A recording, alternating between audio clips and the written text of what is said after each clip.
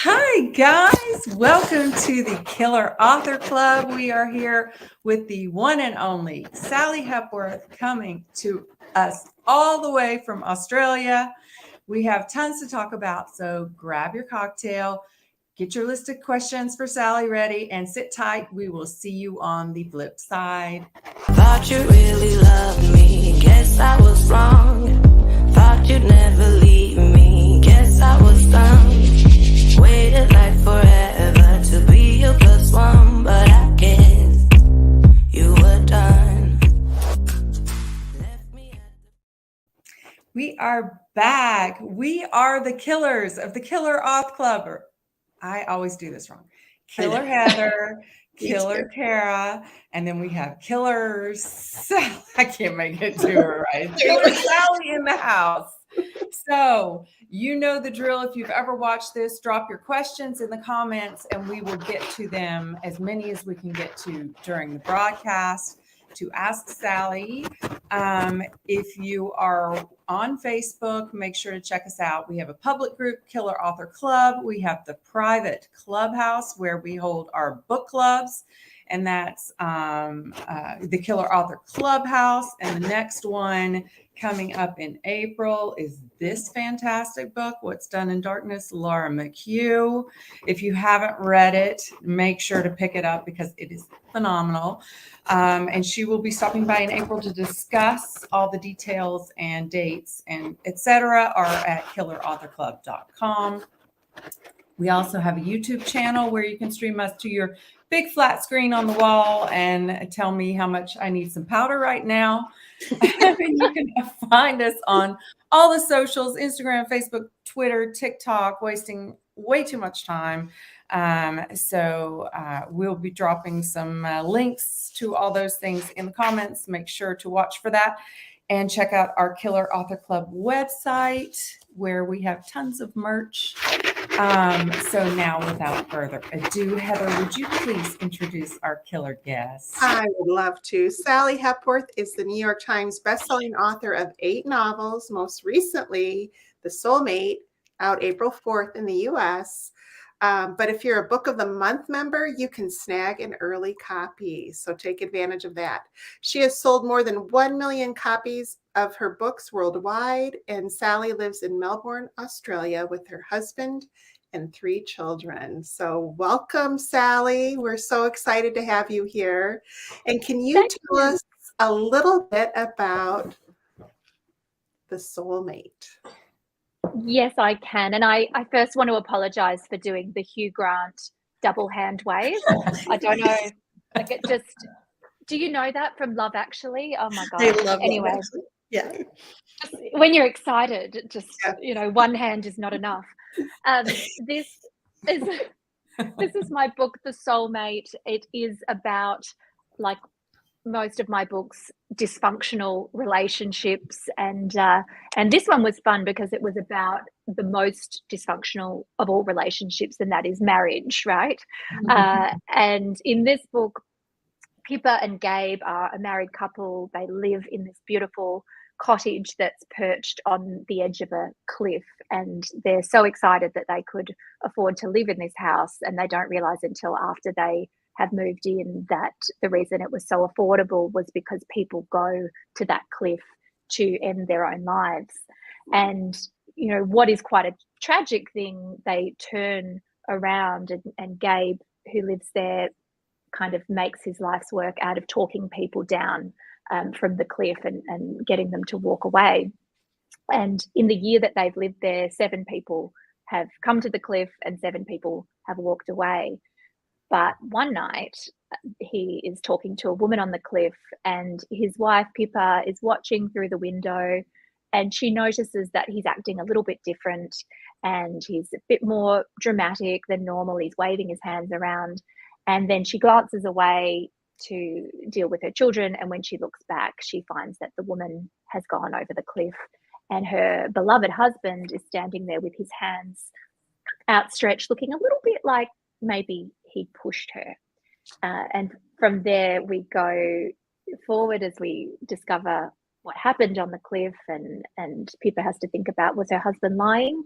And we also go into the life and the marriage of the woman who went over the cliff, who is now dead. Her name is Amanda, and we flash back over her marriage with her husband, Max. So it's all my favorite things: love, dysfunctionality, and a bit of murder. That's Soulmate. Oh, so good. Yes, we loved it, and we're going to talk more. But first, Kara, what do we have next? What we have next is your special cocktail. As you guys all know, on Killer Author Club, we ask our authors to provide their favorite cocktail. And Sally, you picked vacay vibes. What is a vacay vibe? So this is kind of my speciality, which really, it has a recipe, but it's basically anything that you have in your house, any alcohol and any kind of mixer, and you throw it in a glass with some frozen fruit and you drink it. And this is for, you know, anyone who has a drinking problem like me, who just needs to get that alcohol in fast, but also for mothers of small children like Pippa in this book, again, because they need to get the alcohol in fast and they don't always have the fancy stuff available. So this is your vacay vibes. Right, that's perfect. And I think last week we had mommy juice, which was a similar idea, I think. So cheers. Do what you got to do, right? You got to do what you got to do. I know, right? Cheers, everybody. Cheers to you. Thank you. So, The Soulmate is a thrilling, addictive novel about marriage, betrayal, and the secrets that push us to the edge. See what I did there. Yeah.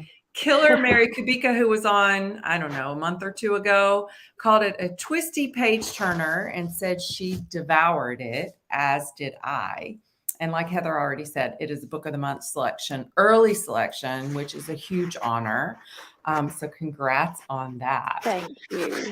But we want to know your answer to the killer question, which is, where do you kill? I think we might know the answer to this, but. Yeah, I mean, I like to kill in bed. That is always good. I sometimes like to kill on the couch while I'm watching Judge Judy. Because I don't know, like something about her energy just makes me feel really like I think she would like to kill too.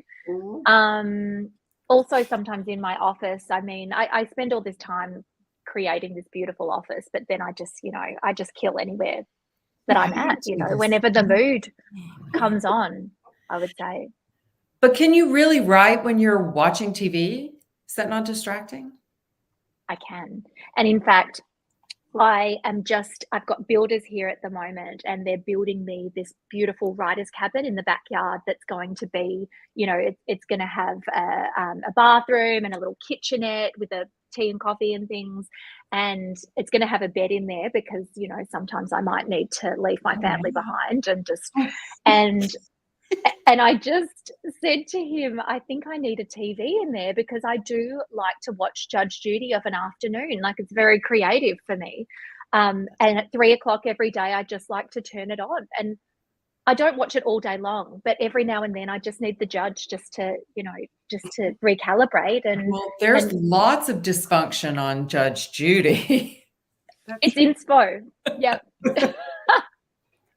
That's awesome. I love that. I love that that makes you want to kill. It's great. It's great. It just helps me. Yeah. I can't say why. It's just the way it is. I can see that. It's like Law and Order helps me want to kill people. Like, you know, you're watching Law and Order and you're like, okay, he's bad already. Just kill him. Yeah. Mm-hmm. Yeah. But back in the old days with Detective Benson and Detective Stabler, I feel like that is when that would have helped me to kill.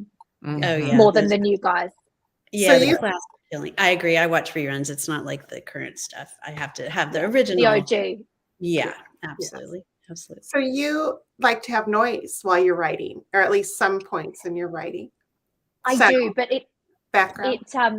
Yes, but not usually songs with words or anything. Like I will have some like jazz music or something. Okay. If I listen to words, that can distract me a little bit.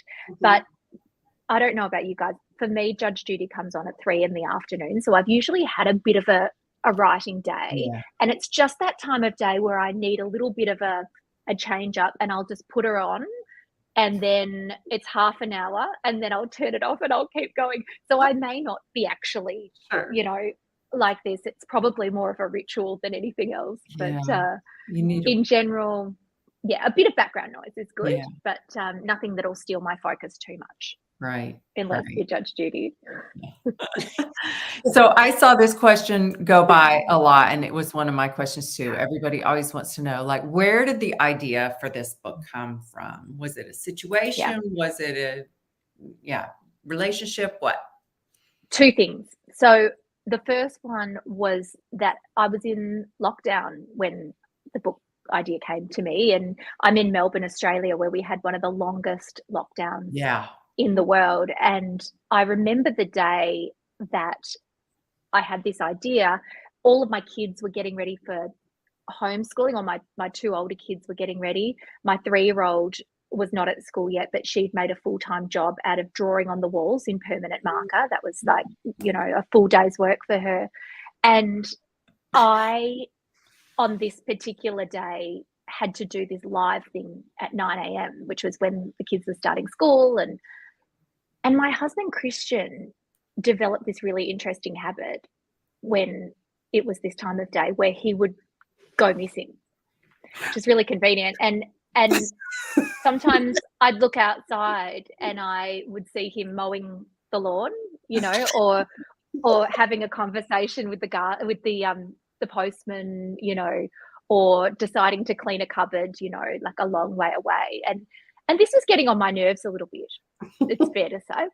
And so this particular day, I went looking for him. I couldn't find him anywhere. The kids are yelling, you know, that they need their passwords, and Clementine's drawing. And I went looking, and I went room to room, and I couldn't find him. And then finally, on a whim, I opened the garage door. But why would he be? We weren't allowed to go anywhere. Why would he be in the garage? He was in the garage, and he had moved the car out of the garage, and he had set up a video camera, and he was videoing himself practicing his golf swing. Such a man. So he could then superimpose it over Tiger Woods doing his golf swing and measure the angles. So Oh my God. it was that moment that I decided to write a book about marriage and murder. Oh my God, that's I walked away and I thought, someone's going to die. And so I went and I opened up my WhatsApp group that I've got with my oldest girlfriends. I mean, not, you know, they're the same age as me, but, you know, we've been friends for a long time. And although, you know, we're all getting older. And I sent this text message saying, is anyone thinking of murdering their husbands? And in, you know, and everyone worked and had children and everything. And within 5 seconds, everyone's back. Not only saying, yes, they are planning to murder their husbands, but they're telling me how they're going to do it. And for the most glorious reasons, like, you know, Stu had the audacity to breathe, and I just thought, I'm going to get you with a hatchet, you know, and you know, Sam keeps leaving his underpants next to the, you know, next to the basket instead of putting it in the basket. And then my favorite, my friend Emily's husband is a doctor, and so he was allowed to go to work, and everyone else was stuck in the house. And on this one day, he had to fly to Sydney. And she said, as I heard him leaving the house this morning to go to the airport, I thought to myself, if the plane goes down, it wouldn't be the end of the world. Which shows what kind of mental state we were in. It wasn't good. Right. yeah. All the marriages have survived. No husbands were harmed in the writing of this book. But that was the impetus. And it was a little bit of joking around and a little bit serious. And then the other part of it was a news article that I read about a man in Sydney who had just passed away, but the story was celebrating the fact that he had lived opposite a cliff and he had made his life's work out of talking people down That's from the cool. cliff. Yeah. And he had saved, I think, 500 lives over the course of his life, and lost some too. And I just thought that was such an amazing story, and I kind of put those two things together and came up with the soulmate. I love it. So Janet wants to know, does your husband know that you tell this story? Oh yeah. Yeah. Well, he's not here now, but he's heard me tell it a few He's times. practicing his swings in the garage. Oh my God, Yes, he knows that he deserves it. He counts himself lucky that he didn't actually, end up with a hatchet between his shoulder blades. I mean, that pandemic really brought out the best in people, huh? It's like, Honestly, togetherness. I think that if I'd done it and I had a female judge, I think I would have got off. If I told her that story about Right. practicing the golf swing, I think reasonable cause. Judge Judy would have let you off for sure. I'm sure of it. I know it. 100%. Yeah. Okay, so are you a pantser or a plotter? You said you had these ideas when you started, but did you know how it was going to end? I'm a plotter, but I'm the world's worst plotter because I listen to people and the pantsers, often will have no idea, and then they'll do lots of drafts and lots of versions until they get it right. And then the plotters, and one of my very good friends, Jane Harper, who's a crime writer, she's great. an amazing plotter, and she plots everything, just so, and kind of does one draft pretty much. I plot and then I do hundreds of drafts. So I think I get the worst of both worlds. I'm a very unsuccessful plotter, but I do have to start with a plot to kind of convince myself that it's a whole idea and not just a interesting premise. And I kind of know the main turning points along the way, and I work with Scrivener, so if I kind of figure out something that's going to happen, I might go ahead and just outline it, but it doesn't save me any time. If any of you have any tips on how to do it better, let me know. Do your endings change? Have you ever had things? Okay, yeah. They do, and not necessarily, change in a really radical way, but I find that each draft that I do adds a few more things, and maybe something that I have changed midway or improved, hopefully, will then have a knock-on effect on the ending. So it might not be that a different person dies, but it might be that it happens a different way, or that kind of thing. Yeah. That makes sense. And, I think it's always, every book is different, and my process never really stays exactly the same either. But I do like a plot as well. I like to know where I'm going. And for the exact same reason as you, I want to know that I can finish this thing. Yes, exactly. I think it's a crimey thing that people like to know what happens in the end, because and also, the kind of stories that we write have a lot of moving parts, and I don't know how Sarah can keep it straight in her head, but apparently she can. You don't plot? I don't. No plotting. No. But every time I hear somebody talk about their process, it seems to make a lot more sense to plot, at least a bit, it really does. And I understand that. And my agents would love for me to plot. And I've been known to write a whole draft and then put together the synopsis, and then they'll say, okay, you can write that, because I just can't plot. It's just the funniest thing. But, but it makes a lot of sense. It really does. It really does. Oh my goodness. Okay. Wait, I had a question for you. Oh, Renee asked, here we go. And now I can't see it. Oh, Sally, when did you know you wanted to be a novelist? And did you ever think about being a professional comedian? You are very funny. You're very funny. No, that would be my worst nightmare. Imagine I often, when I've gone to see stand-up comedy, and by the way, I don't have the talent, etc., but I get anxiety even being in the crowd. And, the moment they open their mouth, I'm like laughing really loudly because I just want them to be happy, I don't want them to be uncomfortable. When did I know that I wanted to be a novelist? I mean, I've written stories for most of my life, and even before I could write, told stories. So I guess I mean, people write for different reasons, but for me, it's always been to entertain. And I love to make people gripped and, you know, hanging on something, or to make them laugh, or to make them feel, which is probably why, yeah, being a writer, being a comedian, being an actor, you know, all of those things have those qualities, don't they? Mhm, mhm. But yeah, never a comedian. And yeah, but yeah, ever since I was little, I guess I wanted to be a writer, and I wrote my first book when I was on maternity leave with my Yeah.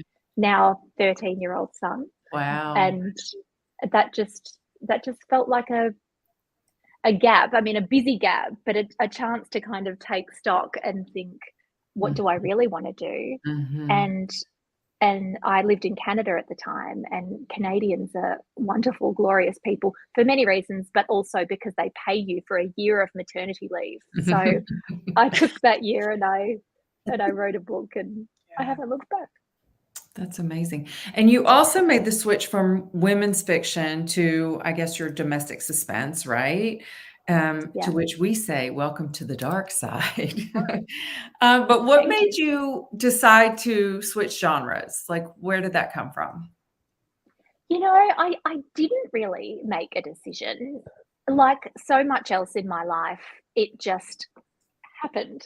And I guess ever since my first three books, The Secrets of Midwives, The Things We Keep, and The Mother's Promise, they were women's fiction. And then The Family Next Door, I guess, was where people talk about that shift. And in a sense, they've all kind of had a mystery element, and they Mhm. often have had, you know, a little bit of drama, or some sort of, um, you know, not necessarily a crime, but something pretty dramatic. I mean, it's a novel. And so with The Family Next Door, it was really just that the plot that I came up with did involve a crime. Mhm. And but it still involved women and relationships, and all of those other things. It just kind of ticked that crime box. And I was shocked and delighted, because it was when I was touring for that book, I realized that my book was shelved in crime. And I thought, wow, that makes me seem much cooler than I am. And maybe I need to start wearing more black, you know, and get some like heavy duty serious glasses, and like Right. and bangs, And and eyebrows. yep, Yeah. and just start being more serious, because I'm very smiley, I think, to write Right. crime. But yeah, it wasn't a decision. It was really just the plot idea that I came up with, and then followed by The Mother-in-Law, which, you know, was inspired by wanting to murder my mother-in-law. And I guess, you know, it probably dovetailed with when I hit 40 as well, and Mm. so I became perimenopausal and angry and murderous. Um, so that might be it, but I didn't decide. I think my brain just, and my hormones, my Went rage there. decided Yeah. for me. Yeah. Yeah. Led you there. I like it. Well, and I think every, author, if you look at authors' careers, we all kind of move and grow and change, and you just got to kind of go with it, right? And And it's the trick probably is better for our families that we only murder people in our on books. age. You know, it's saved lives. Right. I think it has. And because if you kept all that pent up murderous feelings about your family, especially your husband, then that would not be healthy. So I think you just get it out on paper. I mean, I did my last one. I killed a cheating congressman, and people are like, "Is that your husband?" I'm like, "No, if it was my husband, he would have been dead. This is not a true story. This is fiction, people. Oh my goodness." Yeah. No. Yes. No, but no, of course he's still alive. It's not a true story, for heaven's sakes. Anyway, yeah. So much fun. So Fun. good. So good. Yeah. Well, oh my goodness, I think we're at the time for the giveaway.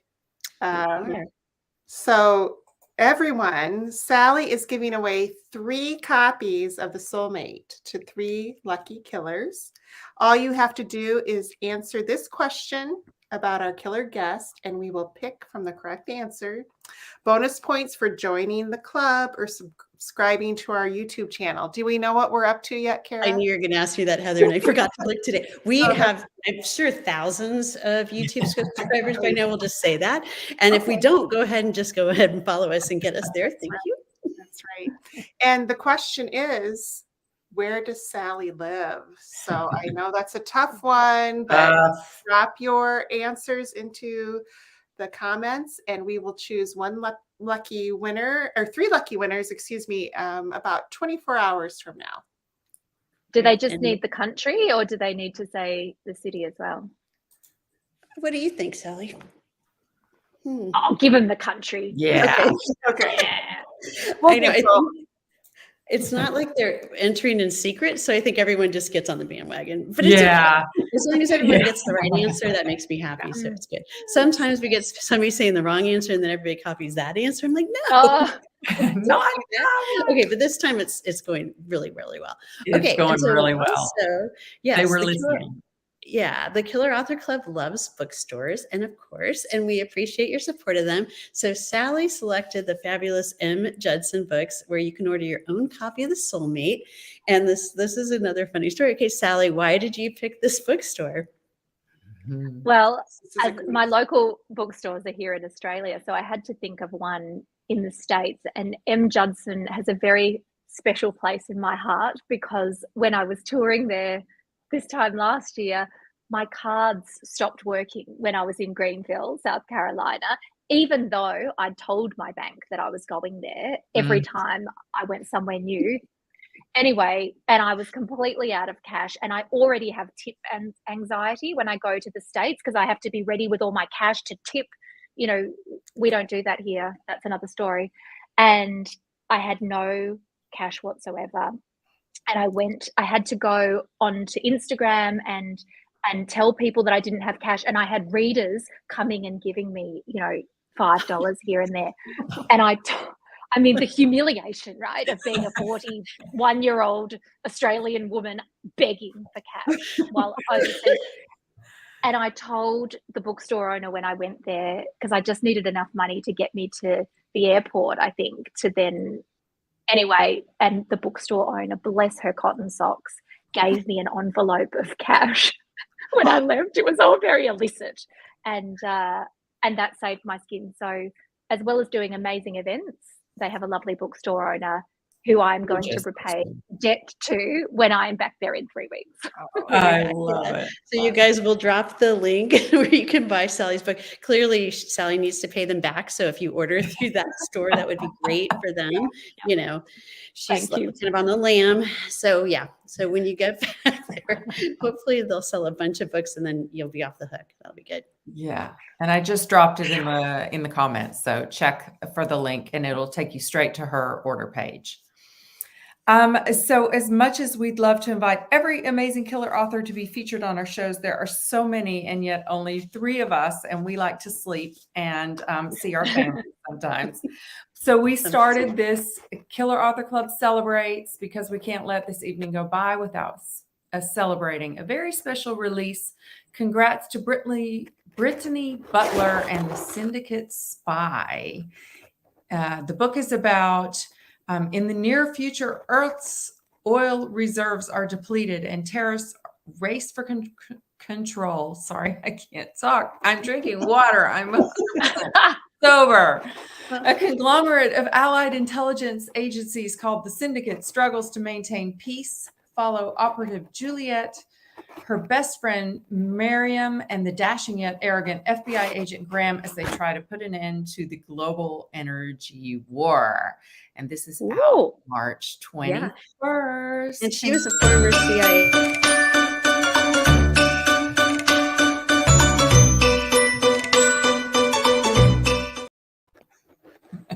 Heather, you're so good. I know. Heather on graphics. Yay. She was a former CIA agent, was she? She was, yeah. Brittany, yeah. I know. Amazing. I actually blurbed her book. It's really good. And you could just feel that it has a lot of insider knowledge in it. It was, it's a really good book. Sounds amazing. Yeah. It does. And membership has its privileges. So every episode, we choose a name from the Killer Author Clubhouse from from the hat to win a piece of bag. So you can get t-shirts, mugs, candles, totes, hats, all of which can be found at killerauthorclub.com. So there's a candle, got our wine glass. And For the tonight, home shopping network of killers. yes, it is.